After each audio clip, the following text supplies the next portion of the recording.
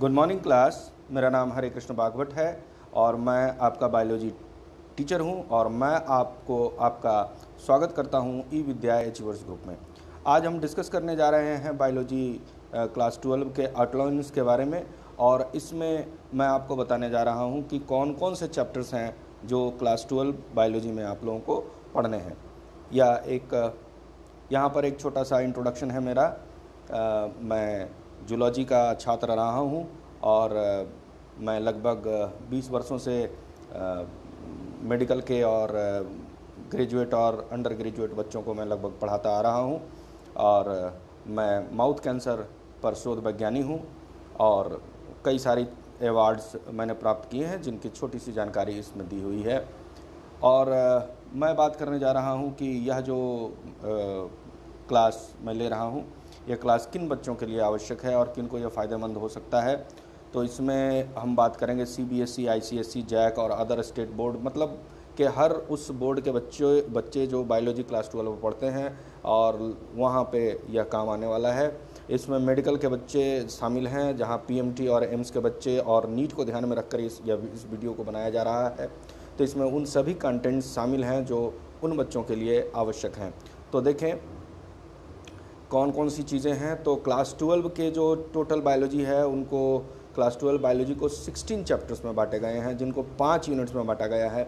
आपको बहुत हद तक ख्याल होगा कि आप क्लास जो 11 में आपने पढ़ रखा है, यहाँ पर क्लास 11 में आपने 5 यूनिट्स ऑलरेडी पढ़ रखे हैं। यहाँ पे भी 5 यूनिट्स हैं। यहाँ पर जो यूनिट फर्स्ट है वो है रिप्रोडक्शन, जिसमें 4 चैप्टर्स हैं 1 to 4 और यह लगभग 14 मार्क्स का इसमें एग्जामिनेशन में पूछा जाता है। उसके बाद जो यूनिट 7 है उसमें जेनेटिक्स एंड इवोल्यूशन के बारे में पढ़ना है, जिसमें 5 से 7 चैप्टर्स शामिल हैं।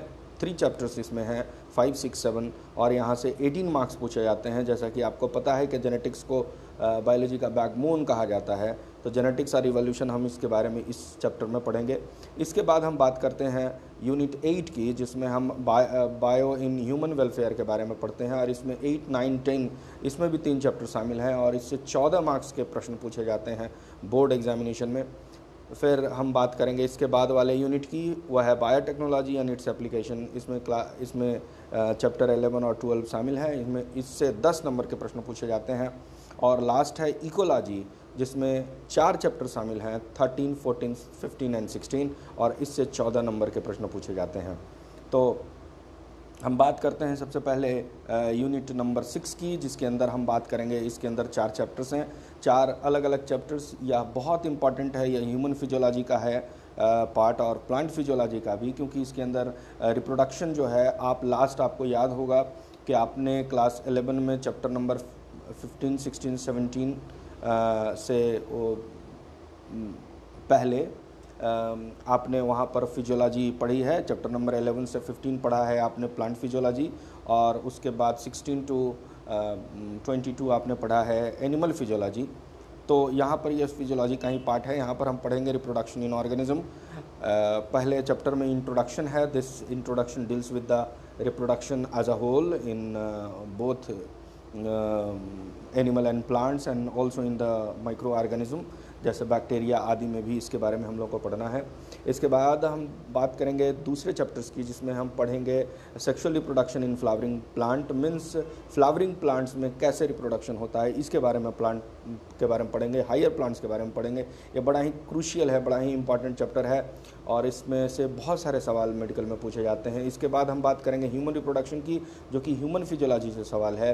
इसमें मेल फीमेल रिप्रोडक्टिव ऑर्गन और उसके बारे में पढ़ते हैं। लास्ट है इस यूनिट का चैप्टर है रिप्रोडक्टिव हेल्थ, जिसके अंदर हम पढ़ते हैं रिप्रोडक्शन के बारे में एज अ होल और उसके बाद हम पढ़ते हैं कि इसमें कैसे रिप्रोडक्शन को रोका जा सकता है। हमारा जो प्रजनन दर है उसको हम कैसे कम कर सकते हैं, क्योंकि लगातार हमारी जनसंख्या बढ़ रही है। इसके बारे में हम रिप्रोडक्टिव हेल्थ के बारे में हम लोग इसमें पढ़ते हैं।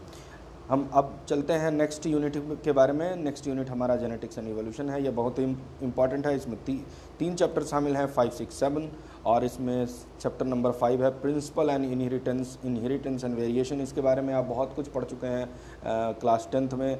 आप थोड़ा बहुत जानते हैं जेनेटिक्स में मेंडल्स के बारे में और इसमें प्योरली मेंडलिज्म के बारे में हम लोग को पढ़ना है। कि इनहेरिटेंस क्या होता है, वेरिएशन क्या होता है, इसके बारे में पढ़ना है। नेक्स्ट हम लोग को मॉलिकुलर बेसिस ऑफ इनहेरिटेंस पढ़ना है। मॉलिकुलर बेसिस बड़ा ही इंपॉर्टेंट चैप्टर है, इसमें बहुत सारी चीज़ें आप लोगों को पढ़नी है। और नेक्स्ट है इवोल्यूशन, जो कि डार्विन के लॉ के बारे में पढ़ना है, और बहुत सारे कई सारे लॉ के बारे में पढ़ना है कि इवोल्यूशन कैसे होता है। नेक्स्ट हम चैप्टर के बारे में बात करते हैं। चैप्टर है चैप्टर और यूनिट है 8, जिसमें हम पढ़ेंगे बायोलॉजी इन ह्यूमन वेलफेयर। इसमें हम पढ़ेंगे, इसमें भी 3 चैप्टर्स हैं जिनमें हम बात करेंगे ह्यूमन हेल्थ एंड डिजीज़, जिसमें हम बीमारियों के बारे में पढ़ेंगे और ये बीमारियां कैसे हम लोग को ठीक कर सकती हैं, हम इनसे कैसे निजात पा सकते हैं, इनके बारे में पढ़ते हैं। उसके बाद strategy of enhancement in food processing, इसके बारे में भी हम लोग को पढ़ना है। इस चैप्टर के बारे में हमने पहले भी पढ़ रखा है थोड़ा बहुत। फिर है chapter number 10 microbes in human welfare. यहाँ पर माइक्रो ऑर्गेनिज्म किस तरह से हम लोग ह्यूमन को मदद करते हैं अपने जीवनचर्या में, या हम माइक्रोब्स की सहायता लेते हैं। जैसा कि आप जानते हैं कि माइक्रोब्स हमारे लिए दोनों तरह के, फ्रेंड्स एंड फो दोनों हैं, तो ये किस तरह से हम लोगों को मदद करते हैं, इसके बारे में हम लोग को पढ़ना है। फिर हम बात करते हैं यूनिट नंबर 9 की, जिसमें हम बात करते हैं बायोटेक्नोलॉजी एंड इट्स एप्लीकेशन की। इसके अंदर बहुत पहली बार आप इन सब चीज़ों के बारे में पढ़ेंगे। इसमें आप 2 चैप्टर्स पढ़ेंगे, बायोटेक्नोलॉजी प्रिंसिपल एंड प्रोसेसेस, और दूसरा है बायोटेक्नोलॉजी एंड इट्स एप्लीकेशन। इसमें हम लोग जीन मैनिपुलेशन के बारे में पढ़ेंगे, हम लोग GMO के बारे में पढ़ेंगे, हम लोग इसके बारे में पढ़ेंगे जो ट्रांसजेनिक एनिमल्स होते हैं उनके बारे में पढ़ेंगे, और भी बहुत सारी चीज़ों के बारे में पढ़ेंगे। इसके बाद हम बात करते हैं जो कि लास्ट यूनिट है, इसके बारे में भी थोड़ा बहुत आपने पढ़ रखा है, लेकिन यहाँ पर 10th क्लास में आपने इसके बारे में पढ़ा था, लेकिन आज जब हम इसके बारे में पढ़ेंगे नेक्स्ट क्लास में, तो बहुत कुछ इसके बारे में पढ़ेंगे। इसमें 4 चैप्टर्स हैं, organism and population, ecosystem, biosystematics and conservation and environmental issue. इन सब चीज़ों के बारे में हम लोगों को इसमें पढ़ना है। तो हम उम्मीद करते हैं कि आपको यह बात हमारी समझ में आई, और इसी तरह से हम चैप्टर वाइज, हर चैप्टर के अंदर कई सारे सब चैप्टर्स होंगे। हर टॉपिक पर मैं एक वीडियो बनाऊंगा, और हर वीडियो में मैं उन सब बातों को आपके पास रखूंगा जिससे उस चैप्टर को समझने में आपको आसानी होगी, और उन सभी टॉपिक को समझने में आसानी होगी। मैं उम्मीद करता हूं कि आप मेरे साथ इसी तरह से बने रहेंगे, और ई-विद्या अचीवर्स ग्रुप में बने रहिए, और इसी तरह से आप बायोलॉजी पढ़ते रहिए। धन्यवाद। मिलते हैं नेक्स्ट